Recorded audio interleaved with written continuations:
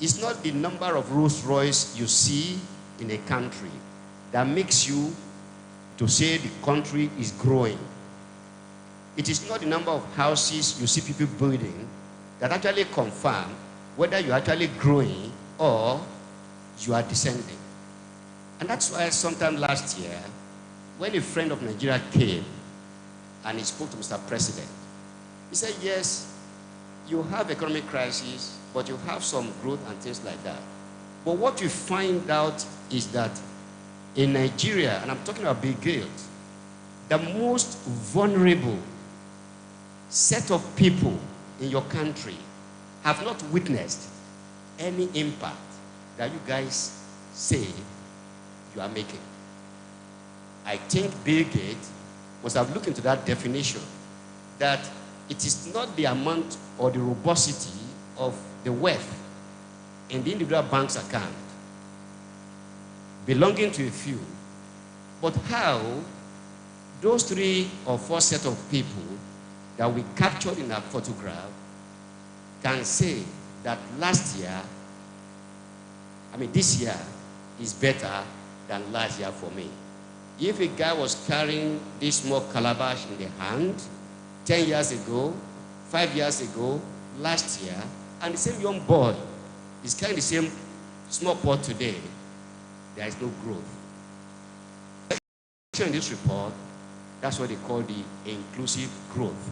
And I thank God that by the time Bill Gates left, virtually everybody in Abuja at least heard what he said, but whether they did what he recommended or not is a different ballgame. So let us keep.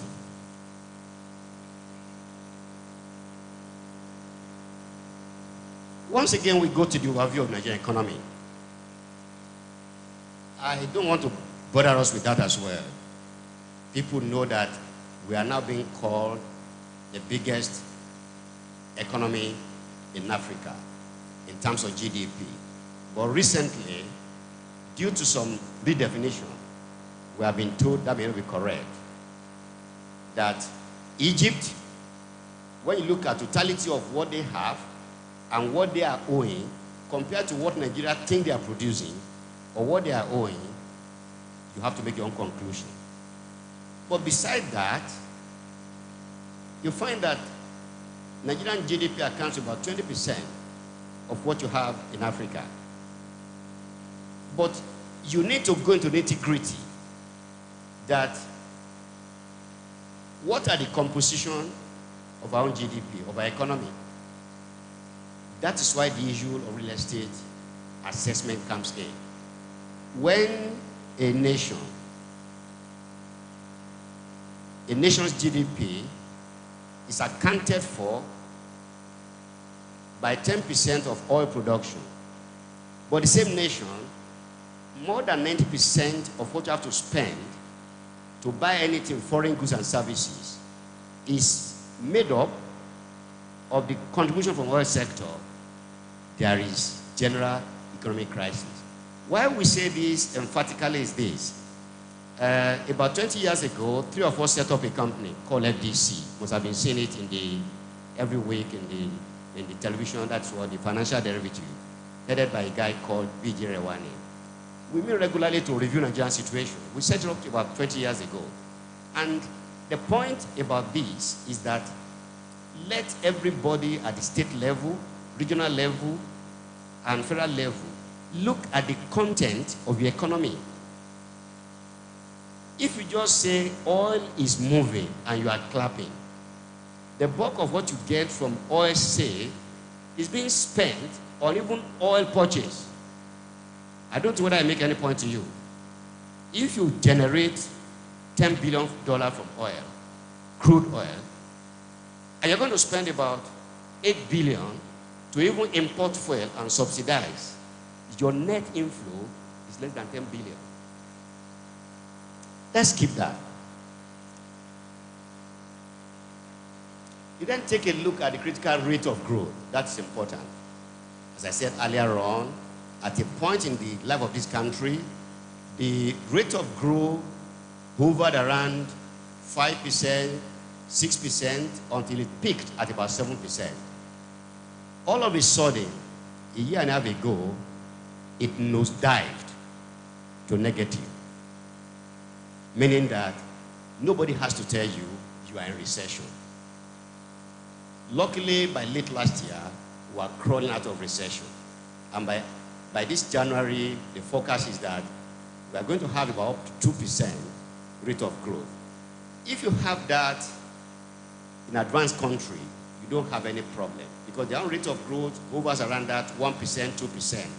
I think America is just about 2.5% or thereabout, Britain about 2%. So, but they have what they can boast, what they can point out to.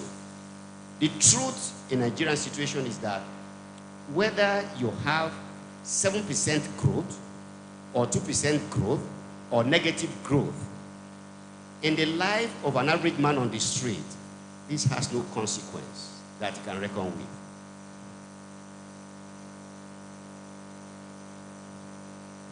What are our challenges? I'm cutting all these things short because I know all of us are vast in this thing. It's just to arouse our consciousness. We have so many challenges in Nigeria to the extent that there is no single sector of the economy that is not hobbled by one major challenge or another. And I think those in government will be able to tell us that. The Honorable Speaker, do we have any sector in Cross River State that is not actually pestering you, that they are going through one problem or the other? Whether it is education, health, agriculture, and so on and so forth. The only beauty I paid attention to, and I want to say this with due respect and honesty, I drove all along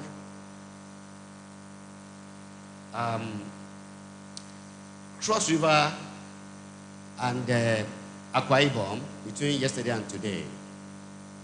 And if all of us do that before we leave, then every state we go, let us take a note at the appearance of the young men, children, elderly people you see on the street. I don't know whether they are hiding, but it's very, very rare to see cases of open kwashiorkor, malnutrition in some of these states. Why is that? Once a state, once a nation makes agriculture and real estate the bedrock of your planning, the bedrock of your religion, the bedrock of your planning for the young children, then issue of kwashiorkor will be a thing of the past.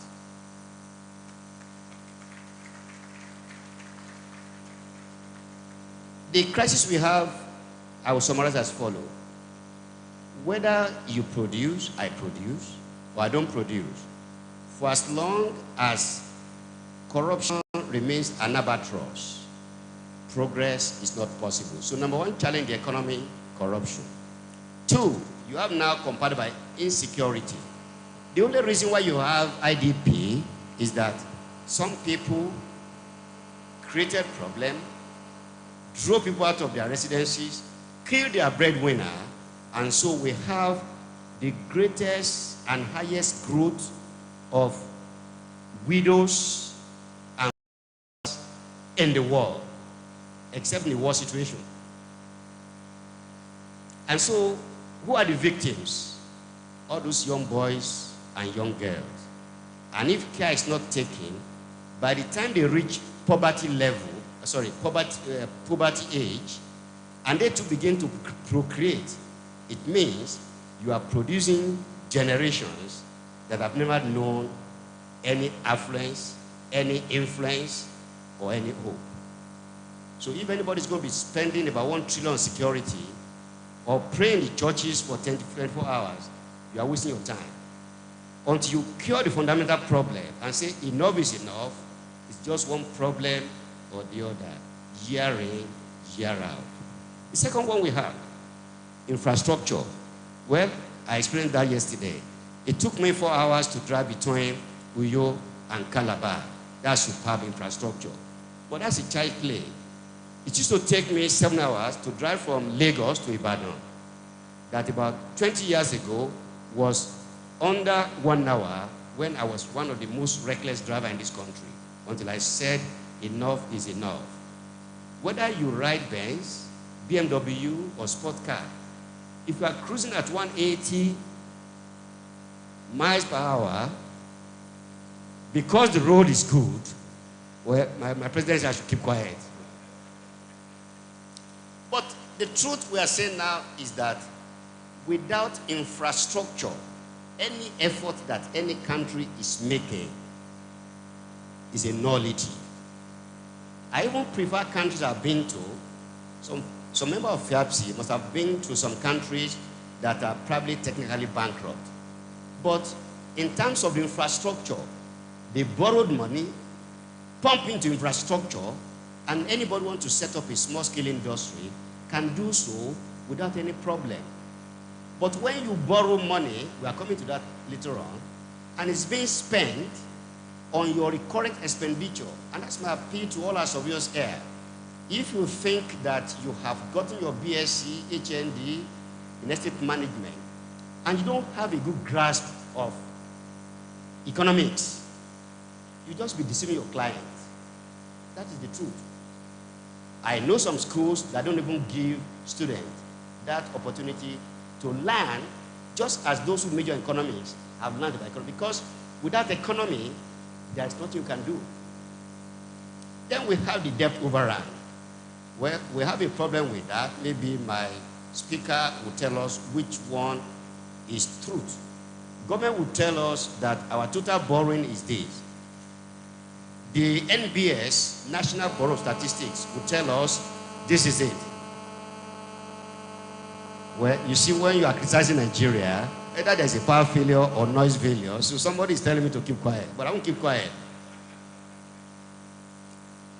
By the time you have an average of about 26 trillion in debt, whether you are talking about real estate, industry, security, or anything, you must address that fact. And so 2 days ago, the governor of Central Bank, a personal friend, just said that our rate of borrowing, our debt, is becoming more frightening. And once you have somebody from government quarters alerting you like that, you've got to watch it. Because the questions are simple. Do we have the capacity to pay? And in about 5 years' time, do people at that time be able to pinpoint that, yes, you borrow 10 billion, but guess what? You have built 10 mega dams. You have finished about 10 major roads. Where those facts and factors are absent, your borrow